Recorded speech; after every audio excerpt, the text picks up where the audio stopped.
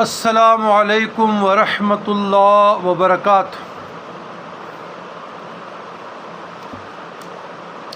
اللہم صلی علی سیدنا محمد النبی الامی وعلی آل سیدنا محمد وبارک وسلم علیہ بعدد انفاس الخلائق صلاۃ دائمۃ بدوام خلق اللہ۔ برادران اسلام، خواص سورہ عبسہ،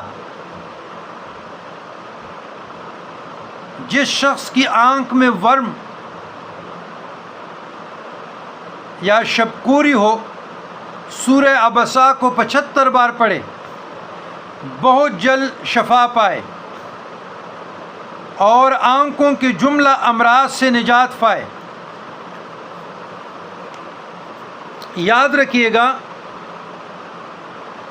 75 بار ایک ہی محفل میں پڑھیں، 2 رکعت صلاۃ حاجت پڑھیں، 1 مرتبہ سورۃ فاتحہ، 3 مرتبہ درود ابراہیمی اور 75 مرتبہ سورہ عبسہ۔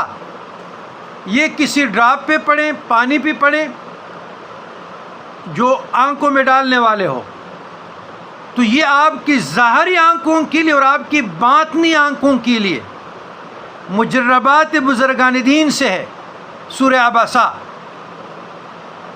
بعد میں 1 مرتبہ پڑھتے رہیں۔ تو اگر آپ چاہتے ہیں کہ میرے نور فراست میں شائننگ آ جائے، آگاہی، اور میں صاحب الہام، صاحب القاء ہو جاؤں، تو اس سورت کی تلاوت کیجئے گا۔ انشاءاللہ تعالی اس کی برکت سے، کلام الہی ہے، اس سورت کی برکت سے آپ پر ظاہر اور باطن کے پردے کھل جائیں گے اور آنکھوں کے جملہ امراض سے اللہ آپ کو شفائے کاملہ عطا فرمائے، تندرستی عطا فرمائے، سلامتی عطا فرمائے۔